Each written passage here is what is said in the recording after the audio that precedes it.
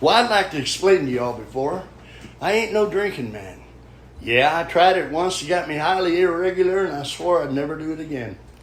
But one day, my brother-in-law asked me to go up and watch his still while he went into town to vote. It was right up there on the mountain where the map said it would be. Friends, this wasn't no ordinary still. It stood up on that mountainside like a huge golden oak. And there was God's yellow moon shining on the cool, clear evening. And God's little lanterns, they were all twinkling on and off up there in the heavens.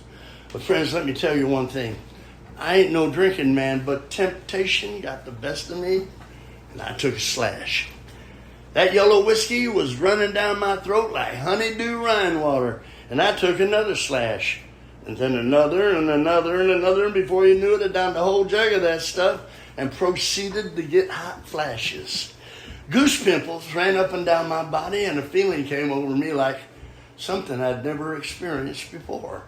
It was like I was in love for the first time with anything that moved. At a minute, it didn't matter. It was like there was a big neon sign flashing on and off up in my head saying, "Jimmy Buffett, there's a great day a-coming." And I was drunk. But I wasn't no knee-crawling, slip-sliding, Reggie Young and commode-hugging drunk. I was God's own drunk and a fearless man. And that's when I first met the bear. He was a Kodiak-looking feller, about 19 feet tall. He rambled up on the hill expecting me to do one of two things, flip or fly. Heck, I didn't do either one, and that hung him up. Then he came sniffing all around my body trying to smell fear.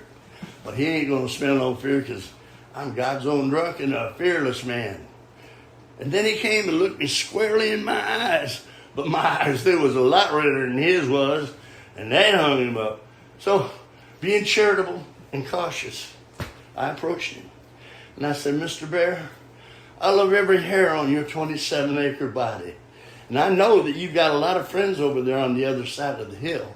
The old Rare Bear, Tall Bear, Pretty Bear, Kelly Bear, Smokey the Bear, and Pokey the Bear. And I want you to go back over there tonight and tell them all that I'm feeling right.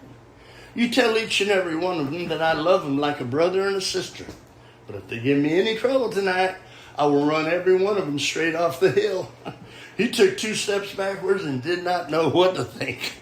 Heck, neither did I, but being charitable and cautious, I approached him again. And I said, "Mr. Bear, you know, in the eyes of the Lord, you and I, we are both peace when it comes right down to it. So I want you to be my Buddy Bear." So I took old Buddy Bear by his island-sized paw, and I led him over to the still. He was sniffing all around that thing because he was smelling something good. I gave him a jug of that honeydew Rhine water. He downed it up brightly. He looked like one of those little dang bears in the circus drinking sarsaparilla in the moonlight. And then he downed another and another and another. And before you knew it, he downed 8 of them and commenced to do a bear dance.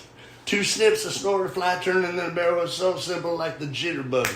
It plumb evaded me. And we worked ourselves into a tumultuous uproar.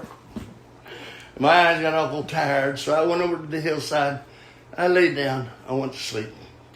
I slept for about 4 hours and dreamt myself some tremulous dreams. And when I awoke, God's yellow moon was shining on the cool, clear evening. God's little lanterns, they were all twinkling on and off up there in the heavens. But Prince, you remember my buddy, the bear? Remember? He was missing. You want to know something else? He took the still.